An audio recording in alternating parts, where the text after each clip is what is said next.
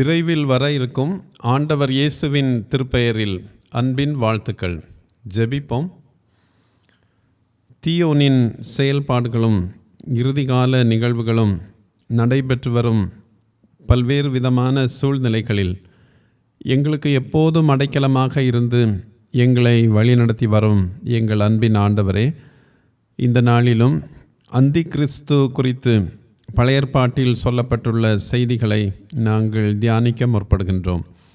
உம்முடைய திருமறையின் சத்தியங்களை நன்கு புரிந்து கொண்டு அவைகளின்படி நாங்கள் வாழ்வதற்கு இந்த நாளிலும் ஆண்டவர் எங்களுக்கு உதவி செய்ய வேண்டும் என்று இயேசு கிறிஸ்துவின் பெயரில் கேட்கிறோம் சுவாமி. ஆமேன். வெளிப்படுத்தல் 11ஆம் அதிகாரத்திற்கு பின்பு வரும் திருமறை பகுதிகளில் பல இடங்களில் அந்தி கிறிஸ்து பற்றி சொல்லப்பட்டிருக்கின்றது. இங்கே சொல்லப்பட்டுள்ள செய்திகள் மனிதர்களின் மனங்களில் வித்தியாசமான பல உணர்வுகளை ஏற்படுத்துவதோடு அந்தி கிறிஸ்து குறித்து பல ஊகங்களையும் கோட்பாடுகளையும் ஏற்படுத்தி இருக்கின்றன. எனவே அந்தி கிறிஸ்து குறித்து திருமறையில் கூறப்பட்டுள்ள செய்திகள் அனைத்தையும் தொகுத்து கோர்வையாக ஆய்வது தொடர்ந்து வருகின்ற அதிகாரங்களில் காணும் செய்திகளை புரிந்து கொள்வதற்கு நமக்கு பயனுள்ளதாக இருக்கும். அந்தி கிறிஸ்துவை கடவுளுக்கு எதிரான சக்தியாக நாம் பொதுப்படையாக கூறலாம். கிறிஸ்து பரிசுத்தராகவும் கடவுளின் அபிஷேகம் செய்யப்பட்ட அரசராகவும் இருப்பது போல அந்தி கிறிஸ்து பரிசுத்தமற்றவனாகவும் எல்லா தீமைகளின் அரசனாகவும் விளங்குகின்றான். கிறிஸ்து கடவுள் மற்றும் நன்மையின் அவதாரமாக இருப்பது போல அந்தி கிறிஸ்து பிசாசு மற்றும் தீமையின் அவதாரமாக இருக்கிறது. கடவுளுக்கு எதிரான சக்தி குறித்த கருத்து வெளிப்படுத்தலில் மட்டும் வரும் கருத்து அல்ல.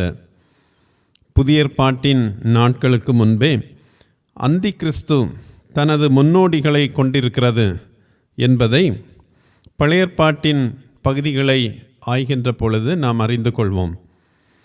பழைய ஏற்பாட்டில் அந்தி கிறிஸ்துவை குறித்த கருத்தியல்கள் வெவ்வேறு காலங்களில் வெவ்வேறு விதங்களில் குறிக்கப்பட்டுள்ளன. இன்று பழைய ஏற்பாடு அந்தி கிறிஸ்து குறித்து கூறும் வெவ்வேறு செய்திகளை நாம் ஆய்வு செய்ய போகின்றோம். முதலாவதாக பாபிலோனிய கருத்தியல்.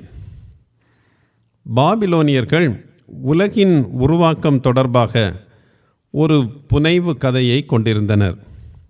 அதை அவர்கள் அனைத்து செமிட்டிக் அல்லது பூர்வீக குடிகளுடனும் பகிர்ந்து கொண்டனர். யூதர்கள் பூர்வீக குடிகளான செமிட்டிக் மக்களுடன் தொடர்பு கொண்டிருந்ததால் பாபிலோனிய கருத்தியல்கள் யூதர்களுக்கு நன்கு தெரிந்திருந்தது. இந்த பாபிலோனிய புனைவு கதையின்படி படைப்பு என்பது மார்துக் என்னும் படைப்பின் கடவுளுக்கும் படைப்புக்கு முன்னர் அகிலாண்டம் ஒழுங்கற்று இருந்த பொழுது அதற்கு காரணமாக இருந்த தியாமத் என்னும் பறக்கும் பாம்புக்கும் இடையேயான போராட்டத்தின் விளைவு ஆகும்.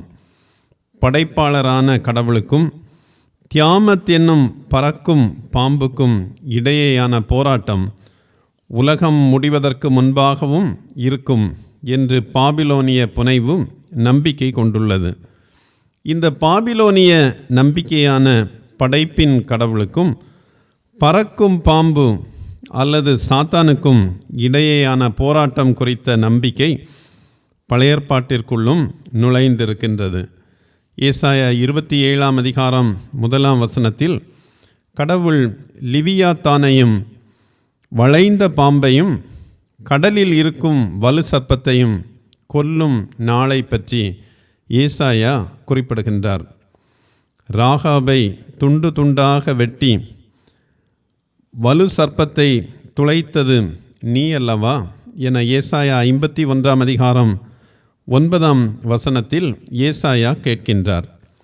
யூத சிந்தனையின்படி உலகில் குழப்பத்தை உண்டாக்கும் பண்டைய பறக்கும் பாம்பு ராகாப் என்று அறியப்பட்டதாக ஏசாயா குறிப்பிடுகின்றார். கடவுளின் வெற்றிகளை பற்றி விளக்கும் சங்கீதக்காரரும் ராகாப் என்னும் பாம்பை குறித்து குறிப்பிட்டிருக்கின்றார். 87ஆம் சங்கீதம் 4ஆம் வசனத்தில் நான் ராகாபை குறிப்பிடுவேன் என்றும், 89ஆம் சங்கீதம் 10ஆம் வசனத்தில் நீர் ராகாபை பிணமாக நசுக்கினீர் என்றும் குறிப்பிடப்பட்டிருக்கின்றது.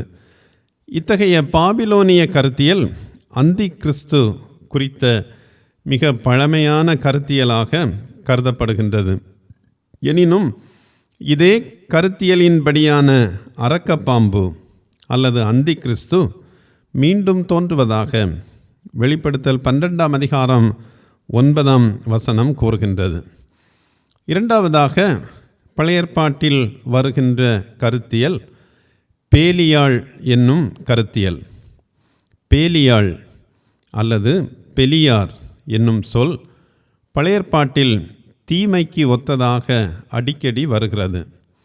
ஒரு தீய ஆண் அல்லது பெண் பேலியாளின் மகன் அல்லது மகள் என்று அழைக்கப்படுகிறார். 1 சாமுவேல் 2ஆம் அதிகாரம் 12ஆம் வசனத்தில் ஏலியின் பொல்லாத மகன்கள் பேலியாளின் மகன்கள் என அழைக்கப்படுகின்றனர். சாமுவேலின் தாயாகிய அன்னாள் கோயிலில் ஒரு குழந்தைக்காக அமைதியாக ஜெபித்து கொண்டிருந்த பொழுது அவள் குடிபோதையில் இருந்ததாக ஏலி நினைக்கிறார். ஆனால் அன்னா தான் பேலியாளின் மகள் அல்ல என்று கூறுவதை 1 சாமுவேல் 1ஆம் அதிகாரம் 16ஆம் வசனத்தில் நாம் பார்க்கின்றோம். 1 சாமுவேல் 25:17, 25:25 ஆகிய வாக்கியங்களில் பொல்லாத அல்லது தீமைகள் புரியும் நாபால் பேலியாளின் மகன் என்று குறிப்பிடப்பட்டிருக்கின்றார். 2 சாமுவேல் 16ஆம் அதிகாரம் 7ஆம் வசனத்தில் தாவீதை அவமானப்படுத்தும் நோக்கில் சிமேயி அவரை பேலியாளின் மகன் என்று அழைக்கிறார். நாபோத்துக்கு எதிராக ஏசபேல் உருவாக்கிய பொய் சாட்சிகள் பேலியான்களின் மகன்கள் என 1 ராஜாக்கள் 21ஆம் அதிகாரம் 10-13 ஆகிய வசனங்கள் கூறுகின்றன. இவர்களைப் போன்றே யெரொபெயாமின் புரட்சிகர சீடர்களும் பேலியாளின் மக்கள் என 2 நாளாகமம் 13ஆம் அதிகாரம் 7ஆம் வசனம் கூறுகின்றது. பேலியாள் என்னும் வார்த்தையின் பொருள் வெவ்வேறு காலங்களில் வெவ்வேறாக புரிந்து கொள்ளப்பட்டது. இது காற்றின் இளவரசன் என்றும், நம்பிக்கையற்ற அழிவு என்றும், மதிப்பற்றது என்றும் பொருள் கொள்ளப்பட்டது. ஏற்பாடுகளுக்கு இடைப்பட்ட காலத்தில்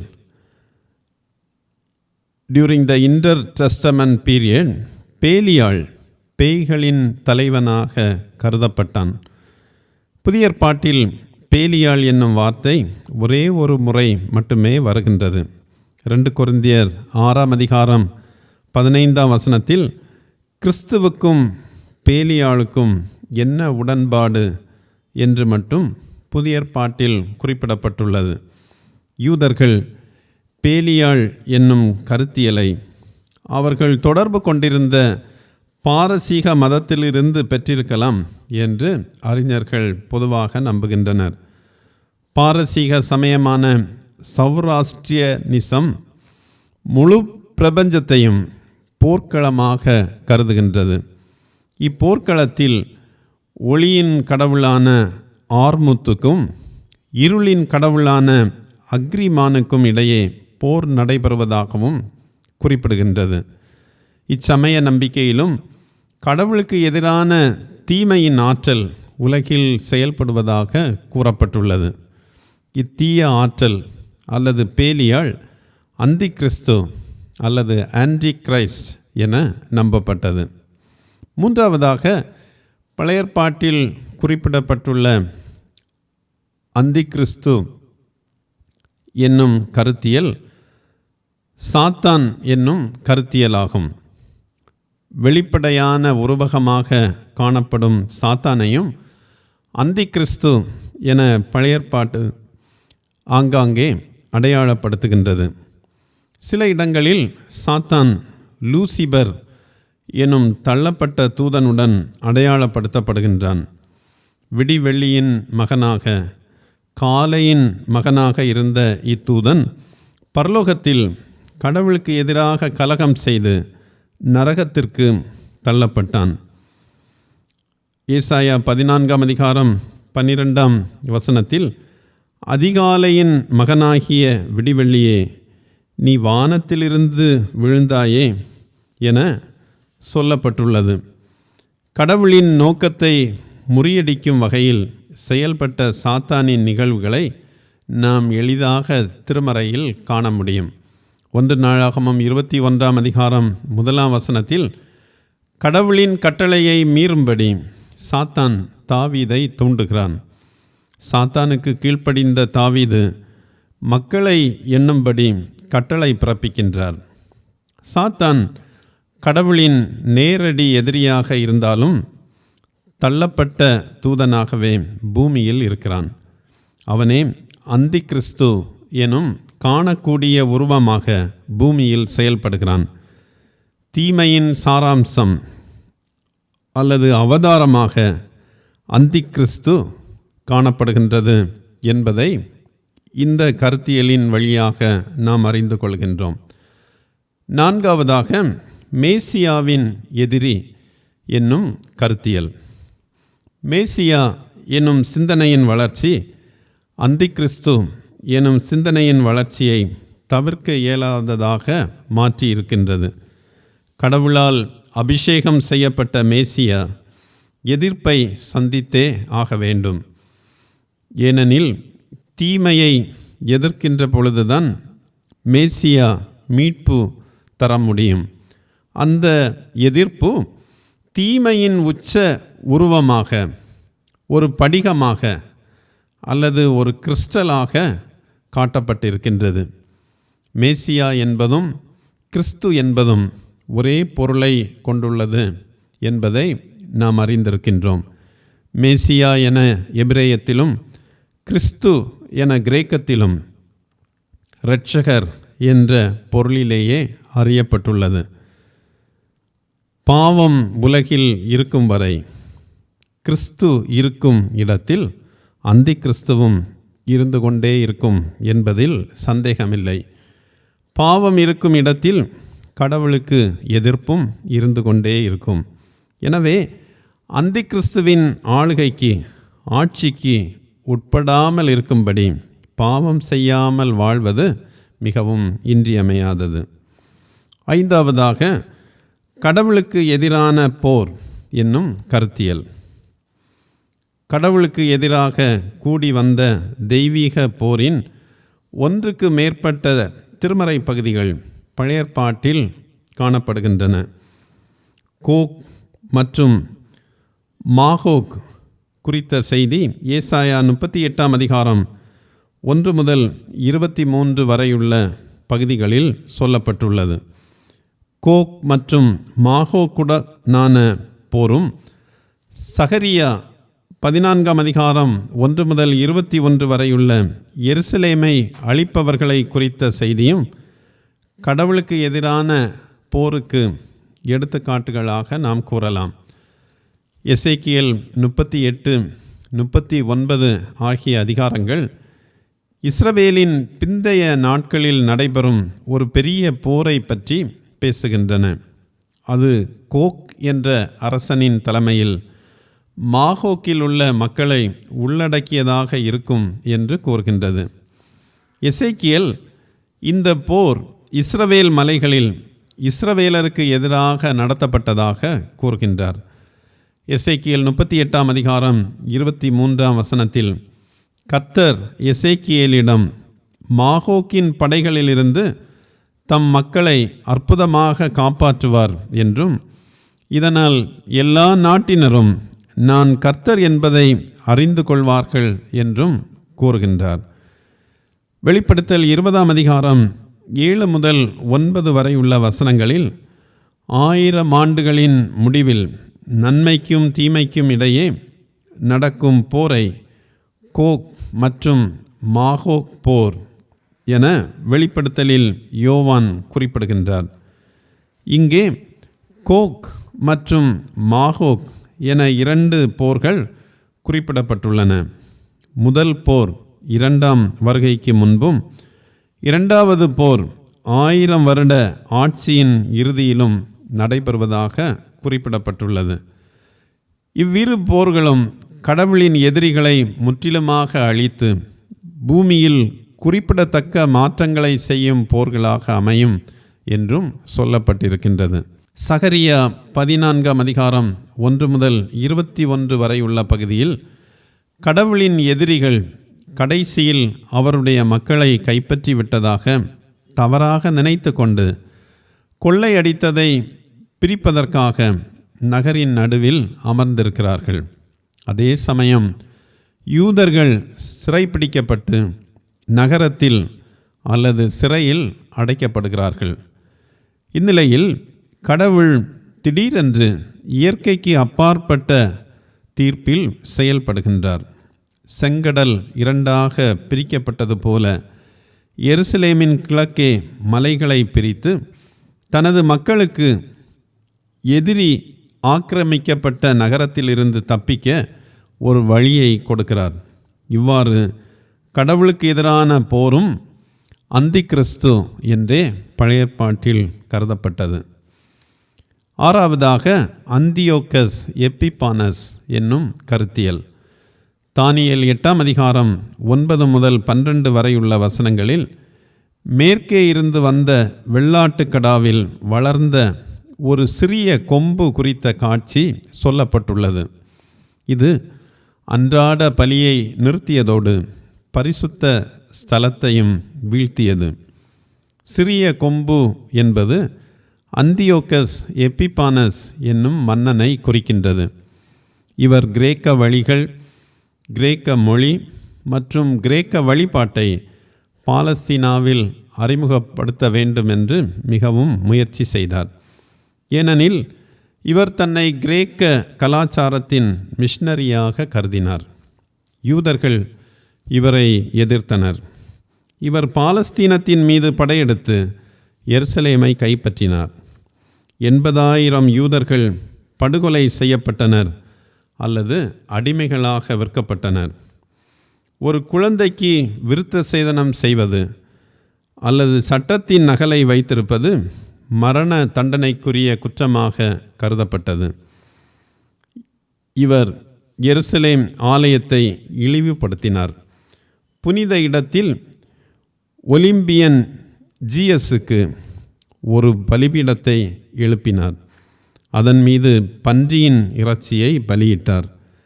கோவிலின் அறைகளை பொது விபச்சார விடுதிகளாக மாற்றினான். இறுதியில் மக்கபேயர் கோயிலை மீட்டெடுத்தனர். இத்தீமைகளை செய்த அந்தியோக்கஸ் எப்பிபானஸ் யூதர்களுக்கு அந்தி கிறிஸ்துவாக கருதப்பட்டார். ஆகவே இவருடைய காலத்தில் அந்தி கிறிஸ்து என்று அந்தியோக்கஸ் எப்பிபானஸ் யூதர்களால் கருதப்பட்டார். அந்தி கிறிஸ்து என்பவர் வெவ்வேறு காலங்களில் வெவ்வேறு பொருளில் அறியப்பட்டதை நாம் இன்று தியானித்தோம். இந்த எல்லா காலங்களிலும் அந்தி கிறிஸ்து என்பவன் தீமையுடனேயே அடையாளப்படுத்தப்பட்டிருக்கிறான் அல்லது அடையாளப்படுத்தப்பட்டிருக்கிறது என்பதை நாம் இந்த கருத்தியல்களை ஆய்கின்ற பொழுது அறிந்து கொண்டோம். எனவே தீமையின் பக்கம் நிற்பதை அந்தி கிறிஸ்துவின் பக்கம் நிற்பதாக புரிந்து கொண்டு கிறிஸ்துவின் பக்கம் நின்று எப்போதும் அவரது அடியவர்களாக வாழ நம்மை அர்ப்பணிக்க ஆண்டவர் அழைக்கின்றார். ஜெபிப்போம். தீமையின் பக்கம் நில்லாது எப்போதும் உம்முடைய அடியவர்களாக வாழ வேண்டும் என்று எங்களை அழைக்கின்ற எங்கள் அன்பின் ஆண்டவரே, இந்த உலக வாழ்வில் ஒவ்வொரு நாளும் நாங்கள் வாழ்கின்ற பொழுது பல்வேறு தீமைகளையும் பாவங்களையும் செய்கின்ற சோதனைகளும் சூழ்நிலைகளும் எங்களை நெருங்கி நிற்கின்ற பொழுது நாங்கள் அந்தி கிறிஸ்து பக்கம் சாயாது தீமை செய்யாது உமது பக்கத்திலேயே நின்று உமது ஆட்சிக்கு உட்படுத்தப்பட்டவர்களாக வாழ எப்பொழுதும் எங்களுக்கு துணை செய்ய வேண்டும் என்று இயேசு கிறிஸ்துவின் பெயரில் கேட்கிறோம் சுவாமி. ஆமென்.